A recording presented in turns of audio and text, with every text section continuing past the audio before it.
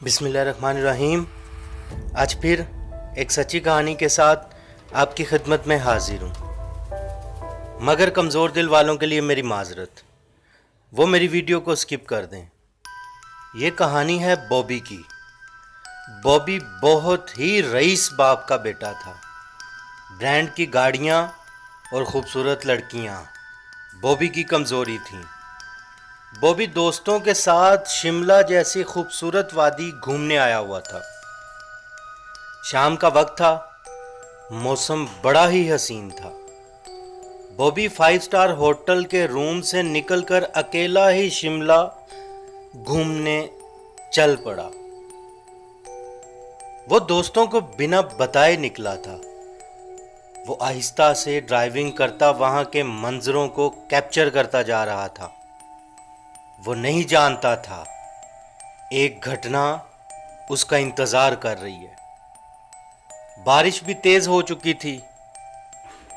बॉबी वापस रूम में जाने का सोच ही रहा था कि बॉबी को एक लिफ्ट मांगता हुआ हाथ दिखाई दिया। वो हाथ बहुत ही खूबसूरत लड़की का था। बॉबी के मन में एक लड्डू फूटा था। गाड़ी करीब करते हुए बॉबी ने पूछा, कहाँ जाना है? चेहरे से भी ज़्यादा खूबसूरत आवाज़ आई, बारिश बहुत तेज़ है, प्लीज़ थोड़ा आगे तक छोड़ दें। बॉबी ने फौरन ही गाड़ी में बिठा लिया। वो मुकम्मल भीगी हुई थी। गीले बाल उसको और कातिल बना रहे थे। यहाँ क्या कर रही हो? बॉबी ने उससे पूछा। उस हसीना ने कहा, वो सामने मेरी गाड़ी खराब हो गई है, कोई मैकेनिक नहीं है, मैं यहाँ घूमने आई थी।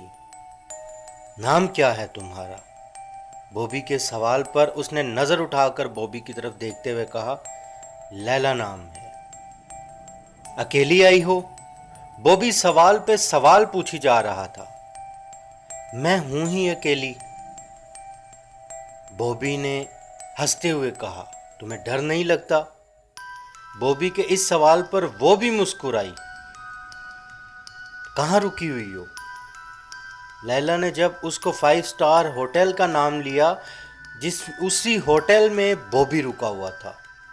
बॉबी को लगा अब काम बन गया, मैं भी वहीं रुका हुआ हूँ।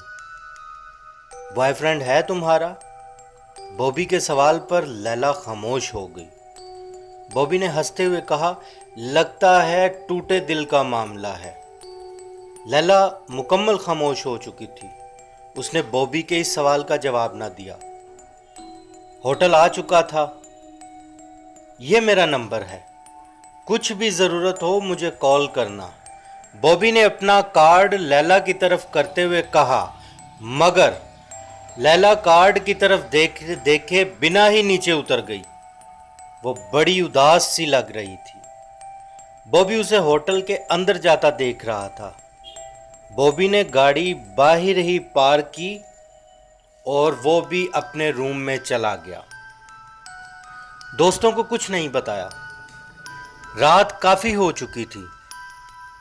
वो कपड़े बदलकर अपने रूम में अपने बेड पर लेट चुका था। वो मन ही मन में सोच रहा था, आज शिकार हाथ से निकल गया। अभी बॉबी की आंख लगी ही थी, बॉबी के फोन पर रिंग हुई।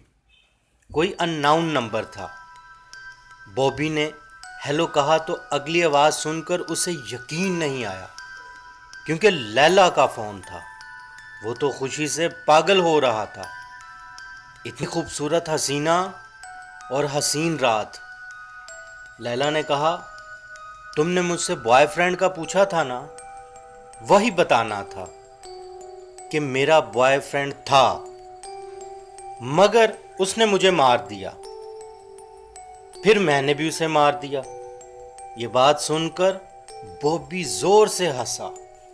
लैला ने कहा, अगर तुम भी मेरे बॉयफ्रेंड बनोगे मैं तुम्हें भी मार दूंगी। बॉबी ने कहा, मुझे मरना मंजूर है, तुम्हारी गीली जुल्फें याद आ रही हैं। तुम्हारा रूम नंबर क्या है? लैला ने जब रूम नंबर बताया बॉबी उछल कर बैठ गया। ये रूम नंबर तो मेरा है, तुम्हारा कौन सा है? लैला ने कहा, मेरा भी यही है। अगर नहीं यकीन तो अभी लैंप ऑन करके मुझे देख लो। बॉबी ने जल्दी से लैंप ऑन किया। अब बॉबी के पांव से ज़मीन निकल गई। लैला उसी तरह भीगी हुई बॉबी के सामने खड़ी हुई थी। तुम अंदर कैसे आई? मगर लैला ने बिना जवाब दिए ही कहा, तुम्हें गीली जुल्फें पसंद है ना? ये लो। वो बॉबी के करीब होती जा रही थी। उसकी आंखें मुकम्मल स्याह हो चुकी थी। जहां से तुमने मुझे लिया था वहां कोई गाड़ी तुमने देखी थी? मैंने तुम्हारा फोन नंबर क्या देखा था? क्या तुम्हारा डोर लॉक नहीं था? बॉबी सब समझ चुका था। वो जान चुका था ये लैला नहीं है। लैला ने चेहरा बिल्कुल उसके पास करके कहा, हाँ मैं लैला नहीं हूं, एक आत्मा हूं। तुम जैसे औबाशों से अपना बदला ले रही हूं। मुझे अपनी गर्लफ्रेंड बनाना चाहते थे। हवस के पुजारी वो गुस्से में आ चुकी थी। फिर अचानक बॉबी बेहोश हो गया। सुबह हो चुकी थी। दोस्त घूमने के लिए रेडी थे।